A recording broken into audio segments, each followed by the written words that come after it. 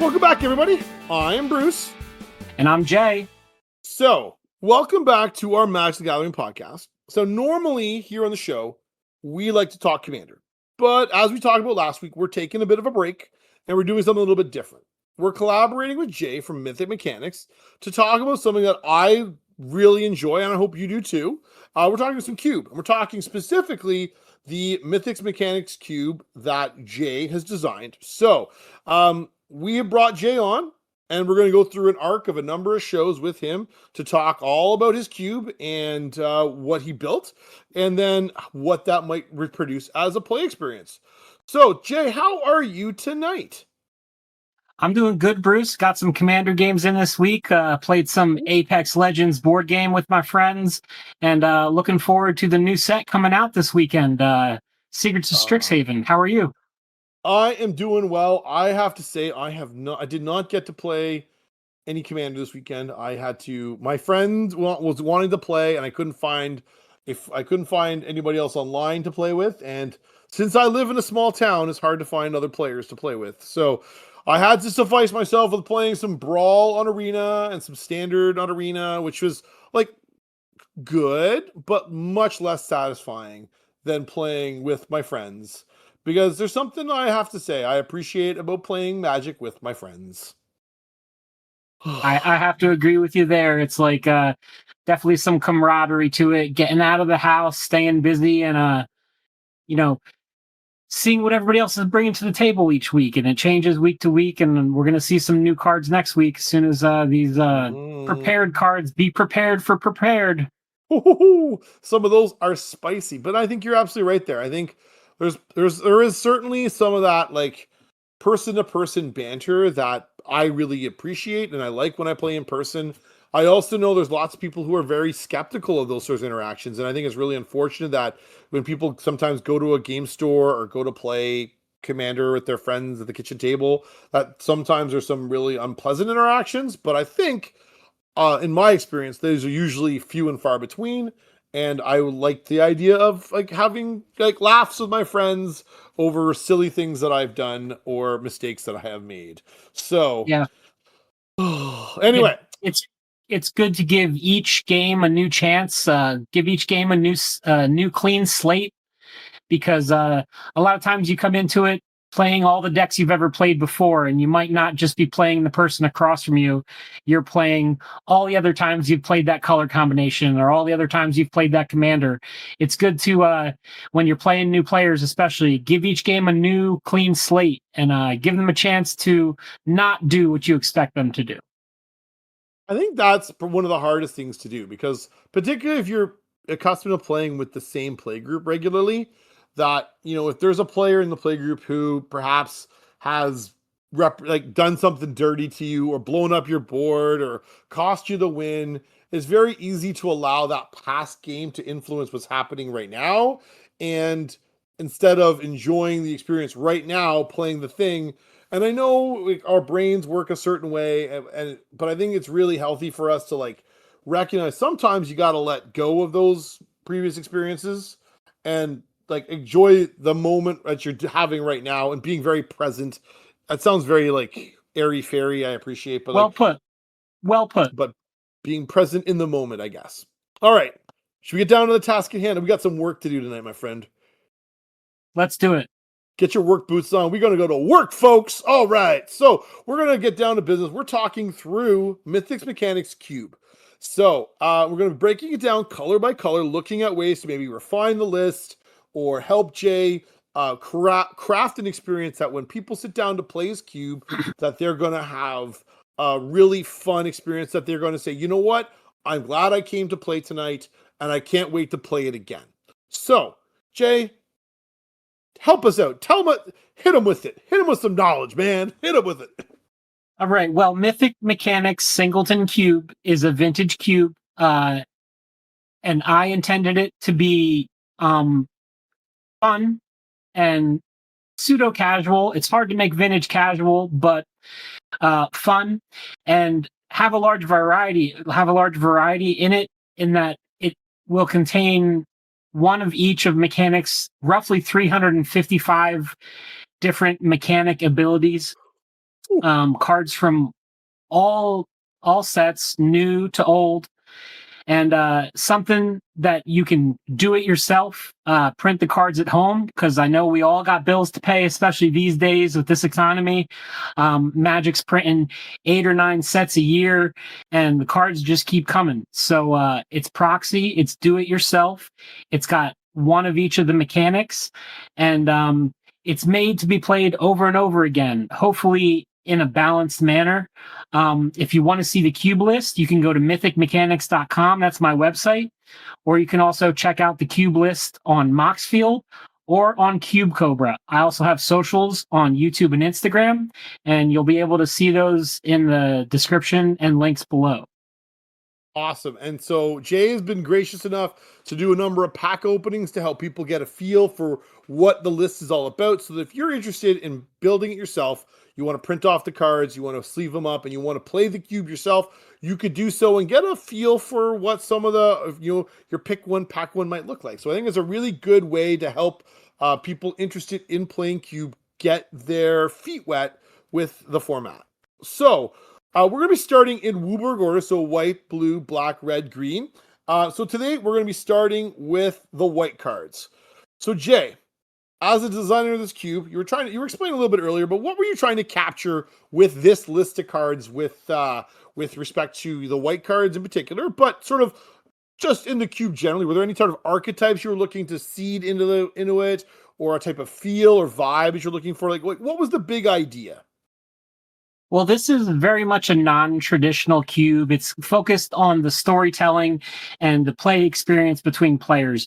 It's very creature-based. I'm attempting to make it with balanced power levels, so there's not one color that's more powerful than the others, even to the point where a lot of the removal is colorless. I know Bruce might be able to help me make the removal a little bit better, but right now, most of the removal is colorless. And it's made to be updated with every new set because, again, since we're trying to include one of each mechanic, we're going to leave out some things that only apply to certain formats like Arch Enemy and mechanics that only apply to multiplayer. But for the most part, there's over 300 mechanics in the game right now. And I'll be updating the list with Bruce and Sneaky Pete's help over time as new sets come out. I'm just about to make additions for Secrets of Strixhaven and update the list for that. So maybe it's a new type, or maybe going back to the old way of play experience. Basically, because I've been playing Magic for over 20 years. I started with Ice Age in 4th edition. I played online, I played Arena, I played games at LGS, I play home games, weekly games with my friends. And I know in my heart what type of stuff people sort of get discouraged by. And it comes down to instant wins, infinite combos, and fast broken play. Even things that are just take up other people's turn times, like Smothering Tide, the Rhystic Study, and doing a lot of triggers on everybody else's turns, seem to be the things that can discourage a lot of people, and even online make people just plain quit the game. So I'm trying to, again, make it balanced power levels with creature-based play and getting into things like bread and cabs, which we'll get into a little bit later, but just balanced play where you're sort of going on a trip with your friend. If Magic was a motorcycle, going on a trip and riding together next to each other, as opposed to just trying to race someone to the top of the hill, get to the top of the hill, and be done with it as soon as possible. I think it's really well put.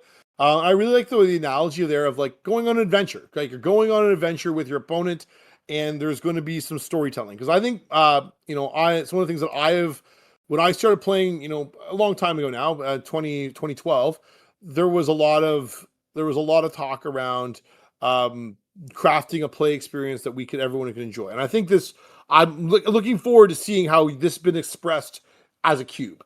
So let's go through and have a look at what some of the cards might offer, and what we might be looking to find if we were to open up the cards. So at first blush, looking at the list, there's some things that jump off the page to me right away there, Jay, that I'm, as someone looking at this with fresh eyes, I've never had a chance to play this, but I would really like to.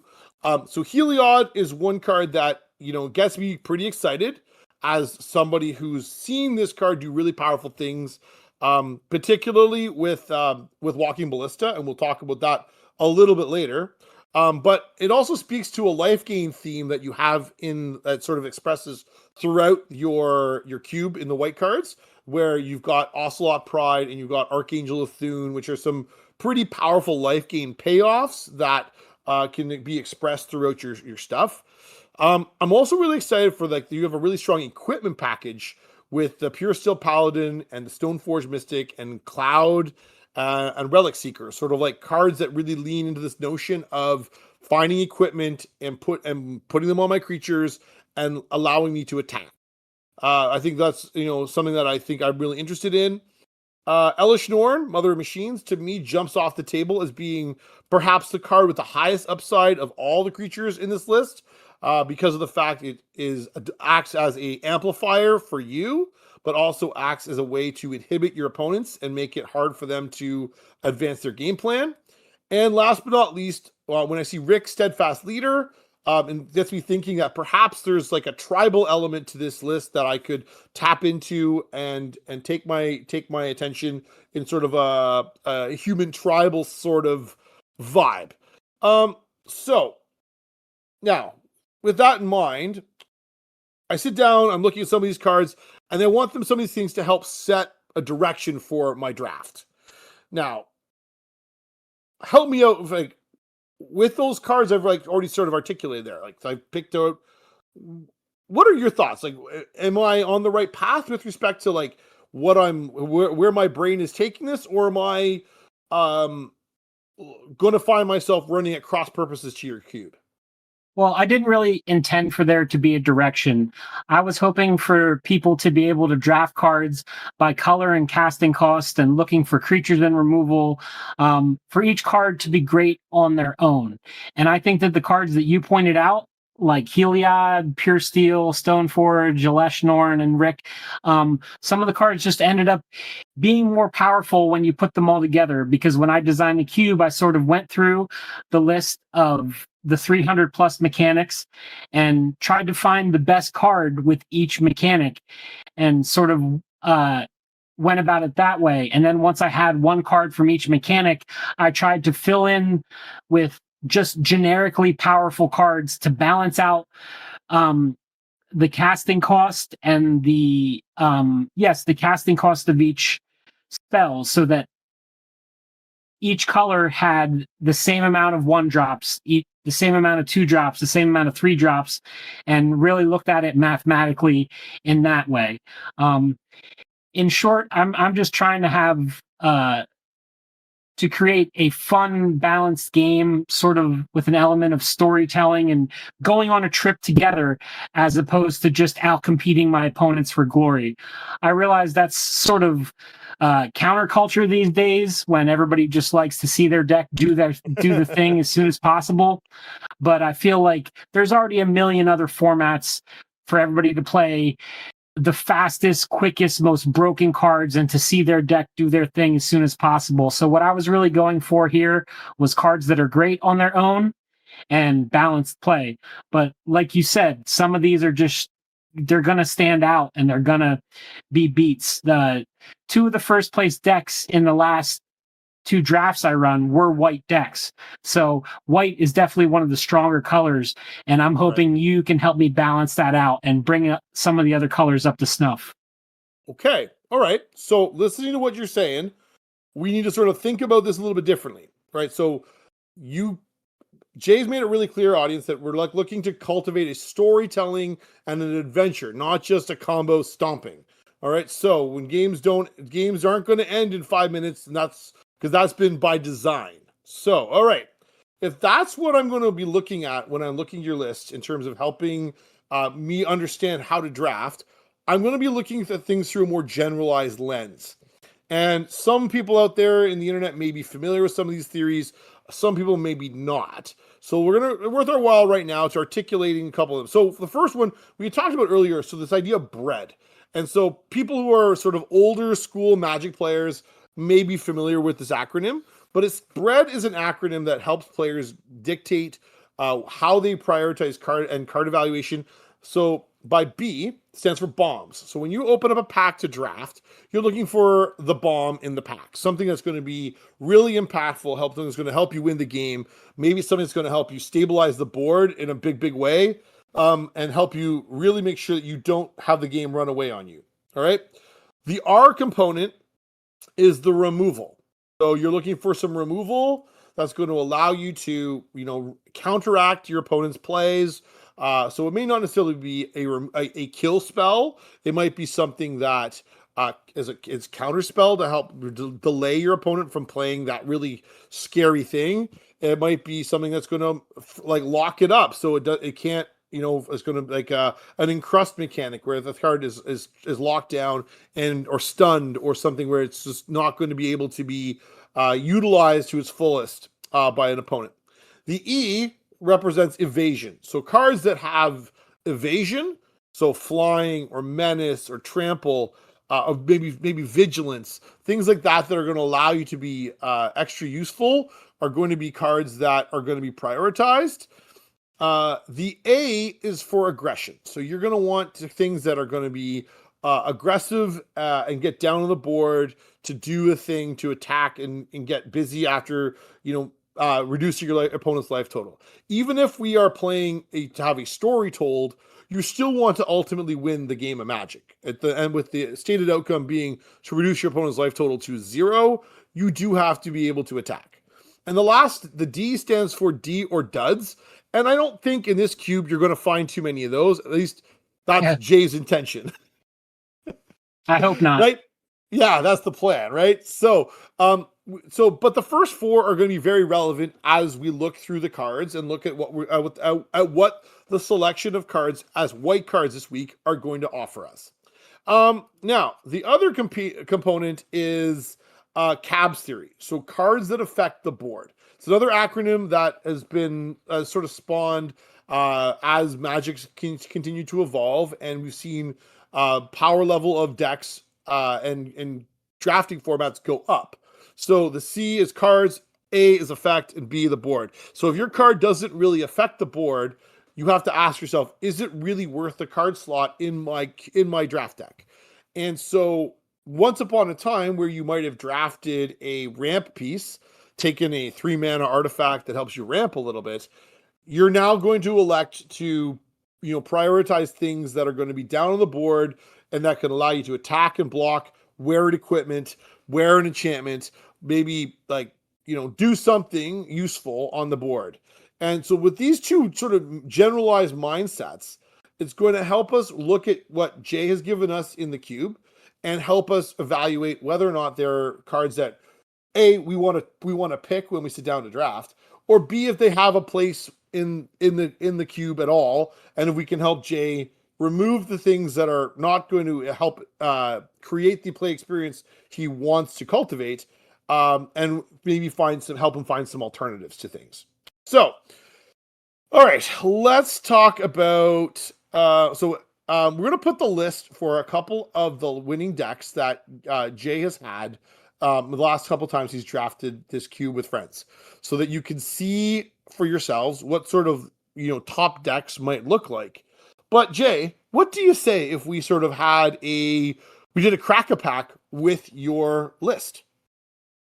I think that's a great idea, and Cube Cobra makes it very easy. It does. So if you are interested and you have the link to the Cube Cobra list, you too can do this at home by going to go pick a sample pack. So we're going to go through and talk through, what we might do if we are picking, if we sit down to draft this particular cube and see what's up. So we open up our pack, and this is what we've got tonight. We've got Wrecking Ogre, 4 and a red for a 3/3 creature. It's an ogre warrior with double strike.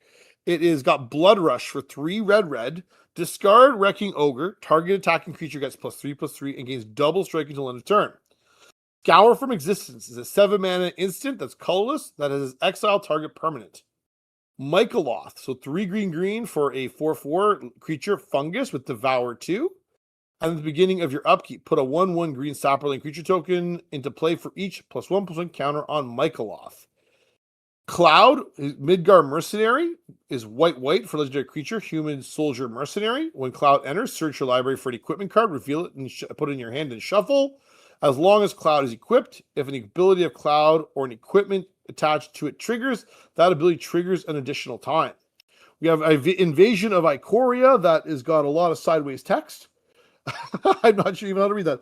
When Invasion of Ikoria enters the battlefield, search your library and or graveyard for a non-human creature card with mana value X or less and put it onto the battlefield. If you search your library this way, shuffle. We have Misty Rainforest, so a fetch land.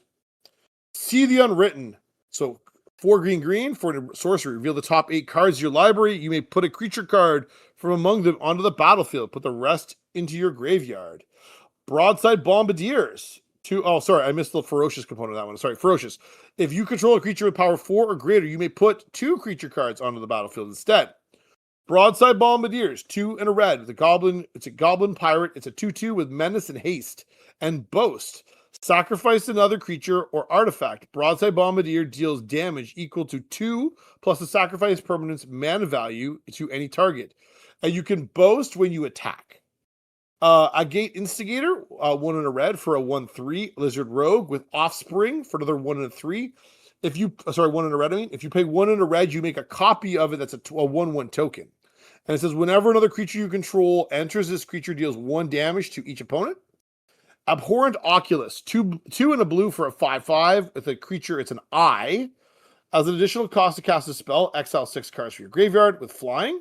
At the beginning of each opponent's upkeep, manifest Dread. And then we have a Cryptghast, so 3 and a black for a 2/2 with Extort. It's a spirit, and whenever you tap a swamp for mana, add an extra black. Archangel of Thune, 3 white for a 3/4 angel with flying and lifelink. Whenever you gain life, put a +1/+1 counter on each creature card you control. We have Courageous Resolve, 2 and a white for an instant. Up to 1 target creature you control gains protection from each of your opponents until end of turn. Draw a card. And it's Fateful Hour. So if you have 5 or less life, you can't lose life this turn. You can't lose the game this turn, and your opponents can't win the game this turn. Lita, Mechanical Engineer, 2 and a white for a 3/3 artifact creature artificer. With Vigilance, at the beginning of your end step, untap each other artifact creature you control. 3 and a white, tap. Create a 5/5 colorless vehicle artifact token named Zeppelin with flying and crew 3. And last but not least, we have Heliod's Sun Crown, 2 and a white for a 5/5 enchantment creature god with Indestructible. As long as your devotion to white is less than 5, Heliod isn't a creature. Whenever you gain life, put a +1/+1 counter on target creature or enchantment you control, and 1 and a white, another target creature gains lifelink until end of turn. Okay, that's a lot of mouthful there, Jay. Woo! Yeah, I hope everybody listening in their cars has great memory. So we're gonna put a photo of that one in the description so you guys can all see all those cards, because that was a lot of mouthful with a lot of words, which is pretty cool. And I think that's part of what makes your cube actually pretty exciting, because some of those cards I've never seen before, and I've been playing for ages. So sitting down to play this, to draft this, if I was sitting down, pick one, pack one, Jay, the cards that jump off the table to me are the Broadside Bombardiers, the Cloud Midgar Mercenary, and the Heliod Sun Crown. Now, Broadside Bombardiers, because I would be looking to use the Boast ability as a way to remove problematic permanents. Cloud, because it's a tutor effect where I can go find a broken piece of equipment. And then Heliod, because I think that strong life link, that life gain mechanic in the set or your cube is actually something that, I would be looking to leverage into big gains for myself at the table. Now, what about you? If you've played your cube, what to you jumps off the table as being some stuff that's pretty strong? Well, I think that your instincts are right on. So your your natural inclinations are very close because you picked 3 creatures. The cube is very creature heavy. You picked low casting cost stuff. You picked a single one with 2 CC and 2 cards with 3 casting cost. So you're not too far off. I probably agree with you in most cases. I think the only thing that I might go for is Archangel of Thune, because I know that there's not a lot of creatures with flying. I tried to make flying a little bit more powerful than it is in everyday Magic. So there's not a lot of creatures with flying, so you could possibly get a lot of damage through with just Archangel of Thune or Abhorrent Oculus. But Abhorrent Right. Oculus is one of the ones that I've been thinking about taking out, just because the likelihood that you're going to have 6 cards in your graveyard is probably pretty low. That I sort of just kind of realized through gameplay. Scour from Existence is generic removal, but 7 casting cost. You're probably not going to get to it, even though No, this is a slower cube. 7 mana is a lot. So it is. It is. Cloud is a great pick because tutors, I've already realized tutors are very powerful. And specifically with the equipment, Cloud is a very, very powerful card. I'm almost thinking about dropping it out, but we're going to give it some more time to play. I'm going to add in the newest cards from Teenage Mutant Ninja Turtles and Secrets of Strixhaven and kind of see how it goes. But Cloud that's a great pick. Your instincts are right on, because the last time we played, Cloud was in the winning deck, and they went and Right. they grabbed the Buster Sword and they grabbed Argentum Armor, and they took control of the game. It got pretty nasty pretty quick. Ooh, Argentum armor. Good heavens. Yeah, that'd be really strong, because Cloud would double that effect where it nukes a permanent on the other battlefield whenever you attack. So that would be Yeah. really, really potent. I think if I had to be right down to it, I would probably start with, having like never played this before, I would take the Broadside Bombardiers. Like, if I didn't know anything, I didn't know what would be in the set. I would say that, to me, feels like the card with the most upside, because it's got built-in removal right on the card. So it already Yep. addresses 2 of my bread components, and it addresses the cabs theory of a card that affects the board. It does the thing, it kills things dead, and the evasion on it with the menace can't be overstated. So, using our metrics and our theory that we've already gone and sort of framed this as, the card that ticks the most boxes for me would be Broadside Bombardiers. What would you take first? I'd have to agree with you that Broadside Bombardiers, because it has the removal, and the removal is one of the things that I've slowly trying to add more removal. I think that the removal is much slower than the offense. So I do want the play to be mostly creature based in an old school vanilla sort of way, but having a creature and removal all at once is hard to go with. I would either go with Broadside Bombardiers or Cloud Midgard Mercenary, just because I've seen how much damage Cloud can do. The tutor is just hard to get around, especially in a 40 card deck. You're going to get to one of the 2 cards so quick. Yeah, yeah. The only saving grace is they go and find Argentum armor, that maybe it's harder for them to cast it, but one Stoneforge Mystic later, and you're laughing all the way to the bank. So, all right, that's our crack a pack. Perfect. I have a photo of it. I will put it into the show notes for you guys to go see the picture down below, if you guys are interested in seeing what the pack looked like, so you could tell us what you would pick. Maybe you'd pick something different. Who knows? All right, let us carry on here. So, looking at the cards in your list and the things that you have already gone and we talked about for us, there's some cards that in this list that I have some questions about, that, as someone sitting down, and if I were to look at this list, I'd go, okay, I hear what you say. You want to play creatures. You want to have back and forth and play creatures and turn them sideways and play, old style Magic. But there's some cards here that make me question things. So The one I did point out is Heliod and Ballista, because you have both have Heliod and the Walking Ballista, which is a combo. And my first inclination would be saying, whoa, if we want to play, like, have an adventure, these two cards together aren't really an adventure. They're a stomping. You're right, Bruce. And I have to admit, this is one of the parts where I tell people constantly while we're playing, yes, I may have good cards, but I've never called myself a good player. That sentence doesn't come out of my mouth. So sometimes I don't always realize what I'm doing, and I might also not realize why people are attacking me. So this was something that I put in the cube, and I didn't really intend to happen. I put Ballista in just because it was good. In my head, it was colorless removal that you could use to take things off the board, but I didn't even realize what I did there. And when you pointed that out to me, I was like, oh, it makes sense why white was one of the most powerful parts of the game. So sometimes I don't realize why people are attacking me, and I don't know the things that I do all the time. But I'm happy that I have always intended this cube to be something that grows with each set to come out. And currently we're at 360 cards, which yields 24 15 card packs. So there's room for expansion.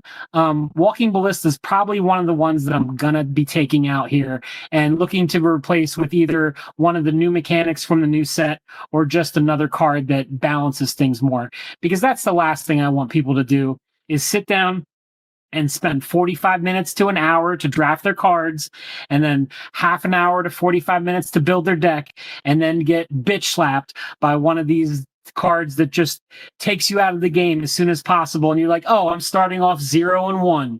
And what do I do now? So that's a good point. It's a very good point. Absolutely. So I just think as our discussion has gone on this evening, it's sort of been clear to me that may be working at cross purposes. I think the Heliod is fine. I think Ballista probably should be. I agree with you. I think it's probably something we should look for an alternative. There are a couple other cards that make me ask questions. Like if we're looking to how people play and experience the game, then cards that limit or inhibit us doing those things are probably things we not really going to create the best play experience. So there's two cards in this list that make me question that. So Orum's Chant and Grand Abolisher. So if you're not familiar, Grand Abolisher is a 2-mana creature. So white for a cleric that says during your turn your opponents can't cast spells or activate abilities of artifacts, creatures, or enchantments, meaning it's a really big inhibitor to playing the game. And then Orum's Chant is a similar effect. So a single white, and has got kicker for a single white, is an instant. Target player can't cast spells this turn. If this spell was kicked, creatures can't attack this turn. Meaning you could use it on their upkeep to slam the door shut so they can't attack and they can't cast spells, which is like a really, really punishing effect and really inhibits the gameplay.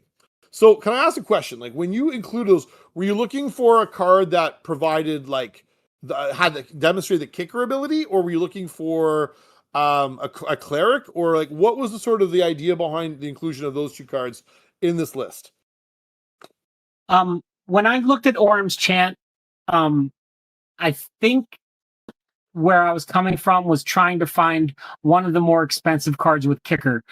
Full transparency, I had my list of all the mechanics, and I just started with the most expensive card that had each mechanic because of the wow factor. And I know how everybody likes to open a $40 card or open a $20 card or a $100 card. It just feels good to do because in normal life, if you're not making proxies, you have to pay hard-earned money to get that card. So when you're doing a cube full of mythics and rares, just the wow factor of opening up that pack. I saw it on my friends' faces when we played. They cracked the pack open, they pulled open the Dragon Shield, Cube Shield, and they were like, Jay, what are you doing to me here? How are you going to make me pick between all these $20, $30 cards? But now I see what you're talking about with Orum's Chant, how you can use it, and it can be one of the more oppressive cards. that one I'm probably leaning towards taking out. However, with Grand Abolisher, I wasn't so worried about it, and I saw it as more of a value piece because I specifically built the cube. Um, I didn't intend for there to be a lot of combos or a lot of stuff that you would need to stop somebody else on their turn. So in my head, it could be annoying, but if you're just turning a lot of creatures sideways and going through bread and cabs, Grand Abolisher didn't really seem to be like in my head, the worst it was going to do was make you use your removal spell on your own turn as opposed to using it on their turn. But I can definitely see where you're coming from because of the things that those cards do in normal Magic. In normal Magic, they're a game changer. Grand Abolisher, Voice of Victory, that's a whole level of protection for if you're trying to combo off or you're trying to do something. But in my head, it wasn't really going to stop a lot of things in this cube. Okay. All right. I didn't see anybody take advantage of Grand Abolisher, but as you said, Orm's Chant was in that deck with Cloud and the equipment, and once they got that, all they needed was that one more turn, and Orm's Chant gives you that one more turn. So that's probably one of the cards that I'm going to be leaning towards taking out, and maybe find a different card that uses the kicker mechanic. Right. That makes a lot of sense to me. And the way you're framed using Grand Abolisher actually makes a lot of sense too. That because you're not playing a combo centric, like usually it's used as protection against four combo decks, so that the people can't interact with them. But if you're not doing that, it is just a way to make sure that you don't get blown out at instant speed by a combat trick or other such nonsense. So I kind of like the way you framed it. So it's like it kind of prevents the feel bad of an unpleasant, nasty surprise from sending your thing into the red zone. So I kind of like the way you framed that there. The artifact package we talked about is strong. So you've got a very robust package. Now, tell me about the equipment. Is there a lot of equipment in the deck or in the list to try and lean into like the Pure Steel Paladin part? Like the Stoneforge Mystic and the Cloud, I see those are tutors like dig up the thing, and the Relic Seeker too, to a lesser degree, but you got to get it renowned. But the Pure Steel Paladin is speaks to me in a way that there's lots of equipment in this list if you are running Pure Steel Paladin, so I can try and get the value of drawing 2, 3, or maybe 4 cards after playing a number of inexpensive equipment. Is there a lot in the list? I don't think that there's many equipment in there. I admit Pure Steel Paladin was one of my nostalgia picks. Right. Pure Steel Paladin and Stoneforge Mystic are two of my all-time favorite cards. I love that straight white equipment deck ever since those cards came out. It would be nice to get some more artifacts in the list because they can be used in any color. But when it comes down to the tutors, again, 2 out of the 3 times, the last times that we've played the cube, it's been a white deck in first place, and the tutor just shows to be overpowered and better than the other colors. There's a reason I didn't put Demonic Tutor in, because that's one of those cards where every time you see that in a vintage cube, your time is short. You see somebody demonic tutoring, they're going to get either the best card in their deck or the combo piece that they needed. So I think I'm to the point where I either need to put tutors in the other colors or just take out the white tutors because it's not balanced. And that's what I'm hoping for, is balanced, fair play where people are going to have the same chance, same amount of turns, same amount of time, and same power level in every color. I want every color to be balanced. Well, I think having a tutor effect in white is fair. I think if you have three of those effects, the Relic Seeker, the Stoneforge Mystic, and the Cloud, I think it's fair to have one of them, but I think 3 of them provides a lot of redundancy that perhaps is more than the cube should be allowing to sort of, because it just kind of circumvents the singleton nature of the format, because you can go and anytime you find the tutor effect, it's like you have another copy of the best artifact in your deck. So, I mean, I think as someone looking at it from the standpoint of someone on the outside looking in, I would, feel a little more at ease about playing it if there's some tutor effect, Like one of them I think is fine. If you get a cloud, you want to go find the Buster Sword. I get it. I want to do it too. But I don't think having multiple redundant factors of it is probably something that we want to be like circumspect about how much of it we want to have. Like a little bit is tasty, but too much of it tastes like salt everywhere. And Right. so, just being a little bit circumspect. The last one And I wanted to talk about. Oh, go ahead. I agree with you too, but I just really feel like if I have a tutor in white, I should at least put the same amount of tutors in each other color. Um, I don't even know if that's possible. So, but I agree with you for the Well, I most part. mean, well, even right there in the pack we cracked, the invasion of Ikoria is a creature tutor. It will go Okay. tutor up a creature. So you've got it a little bit in some of the other colors. So it is there, and if you don't have to go and put the demonic tutor in the black one. You could go put something a little bit different, like an insatiable avarice, which would might fill the need of a spree card. That's the other conversation to be Right. had though. But it has a tutor effect on it. It's a little more Okay. expensive, but it might be an option to have for black. Blue, you can go find something. You can go find a trinket mage or something to go find an artifact. In red doesn't really get tutors in the same way, um, because no one really wants to go play gamble. You can go play gamble, but I don't know why. It's one of those very high risk, high reward cards.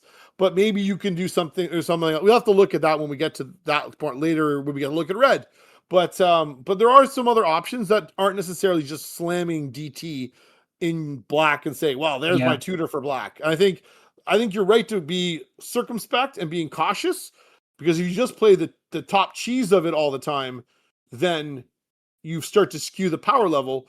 But having a tutor effect, I think, is interesting. I don't think it's an inherently terrible thing to have. Just it's a good conversation to have, and then to be as the designer, I would say, you monitor. You say like, what did the tutor effects do to the cube tonight? Did they tutor up like broken things that are going to salt the play experience, or were they useful things to advance the game? I don't know. I can only tell you from my experience playing other cubes that usually they're very powerful effects, but doesn't mean Oh, that for in this sure. situation. But those are often cubes that are seeded with combo kills. If you don't have the combo kill, then maybe it's a different ball game entirely. I don't know.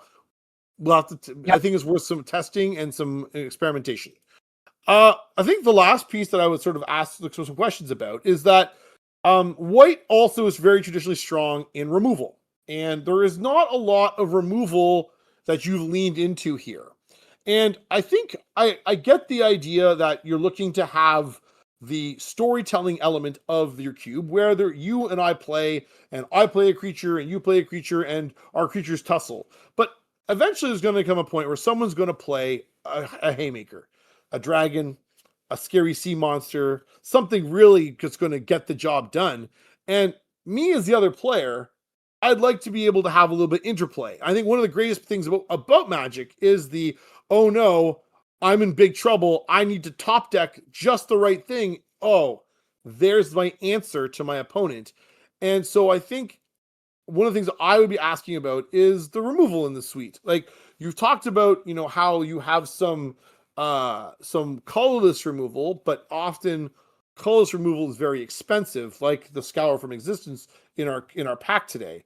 So I'm thinking maybe can we find lean into what white does really well, and maybe, but like not the boring ones. I think you're right to say to shy away from Swords to Plowshares and Path to Exile, but what can we find that gives white some avenue to respond without being the most mana efficient kill spells in the game? Yes, I have to agree with you. I've definitely found that my method of using mostly uh, generic colorless removal spells in artifacts or just colorless spells, uh, I found to be a little slow because, like we talked about with the tutors, The second place deck was Flesh Writher and Phyrexian Obliterator. So they immediately tutored up Phyrexian Obliterator with Flesh Writher and had that out on turn 5, turn 6. And that became super oppressive. Yeah, it would. The only reason I didn't go with Swords to Plowshares, Path to Exile, and stuff like that is because I didn't want white to have more removal than other colors. But now that I've seen people play the cube several times and I'm kind of seeing how it goes, I feel like now's the time to actually start balancing things out. Whereas before I was focused on the math and the casting cost and just making sure everything was even in Cube Cobra going across the board. Now I'm to the point where we're talking about the power level of each cards. And even though the whole set is mythics and rares and they're all bombs and no duds, now we're to the point where we want to go, okay, which bombs are better than the other bombs, and which ones are really going to take the fun out of it, or take the fairness or the balance out of it. I know you have a couple suggestions of cards we could use. What were you thinking? Well, so I thought, I agree. Like, I think staying away from Swords and Path are great, but I think Get Lost is a reasonable option. It is versatile, it is flexible, and it removes a creature but still gives the opponent a little bit of a thing that's kind of mechanically unique in the fact it gives map tokens, which is kind of interesting. Or Soul Partition, which is kind of like an airbending mechanic effect from Avatar. That might play in, like, be the sort of answer that you're looking for, rather than just going straight to, Path and Swords. They are reasonably inexpensive. They're 2 mana each, which means that they're not just, you just can't leave one lonely white mana. Like, how many times have you played Commander or played, like, and then, like, the guy keeps 1 white mana and, like, keeps it as a threat? Like, oh, I got a white, and zap. Oh, my cool thing's dead, right? So you almost don't even notice. Exactly, right? So at 2 mana, like, there is actually a cost to the opposing player if they're going to keep mana open for their instant speed removal. But, it's not so prohibitively expensive that they wouldn't say, you know what, I really need to get this Soul Partition or this Get Lost. And I think we have some openings where, maybe we take the Orm's Chant out. Maybe we take out, the Relic Seeker and put a little bit of interaction in their stead, to try and give people an opportunity to be able to respond to the powerful bombs that people play, because they're littered everywhere in this cube. So yes. So those are a couple. Go ahead. I have to agree with you on that point. And that was one of the first things that I was thinking about editing when adding the new mechanics from the new set. I'm going to be looking at the removal spells, the colorless spells, and also some of the higher casting cost stuff and the bombs that you're talking about. So please, if anybody has feedback, please let us know in the comments. And I'm looking for this to be a community a community-driven cube where people can give feedback, because I want this to be fair. I don't want it to be something sort of losing my train of thought here. Sorry. No, I think I got it. I think having it being community based and having people have the sort of the brain trust of the Magic community help us shape this into a positive experience, so that wherever you go to play, it's going to be a good experience for players. And I think that's great. That's one of the great features of the Magic community. There's so many people out there with great ideas that we can tap into that a little bit right here on the show. I think that's terrific. One thing I was thinking, maybe the new card Erode from Secret of Strixhaven, it doesn't exile, but it's a single white mana. I don't know. It might be an option. I don't know. It's just some things to experiment with that I think would be, yield some really good outcomes for the cube. And I'm excited to see where your cube is going with some refinement. I really like it. I think, and tonight's conversation has been really, really good, and really insightful. I think I've really appreciated the opportunity to sit down and have a conversation with you, because your perspective on Magic is a little bit different. And I think the way you phrased it earlier as being a little bit counterculture is not a bad way to characterize it. Like, you're not looking to you're looking to cultivate, very intently interested in the experience and capturing a feeling when people cube draft with this cube with you. And I think people, if they approach the cube in a fashion where they're like, yeah, this is going to be not the typical cube experience. It's not the one I've played on MTGO. It's not the powered cube that I find on Arena. This is a very different type of cubing experience that people are going to say, you know what? I actually kind of like this, because there is that interplay back and forth. Now, it takes a little refinement. Nobody's got it right entirely the first time. So I like the fact that we're sitting here and we've spent easily an hour having really thoughtful conversation around making this cube a really great experience. And I hope other people out there can contribute to that conversation, because you and I are just two dudes, right? We're just two dudes, and we'd love to hear from other people out there about what they like. I think that's part of what makes Magic great. I have to agree with you. So, all right, Jay, is there anything else you want to add before we wrap up this evening? Because I think we've said a lot about this, and I think it's been good. But I think now it's time for us to bring it to a close. Is there any last thoughts or any last ideas that you wanted to leave with our audience so that they can, be looking forward to when we talk about Blue next week? I just wanted to say thanks to everybody for listening. Make sure to check it out on mythicmechanics.com, as well as Moxfield and Cube Cobra, and check out our social medias on YouTube and Instagram. Indeed, everybody. So with that, from us here at Garbage or Great, thank you very much for tuning in tonight, listening to our talk about the Mythic Mechanics Cube. Big thanks to Jay for coming on and spending so much time with me talking all things Cube tonight. And we will talk to all you good folks later. Bye.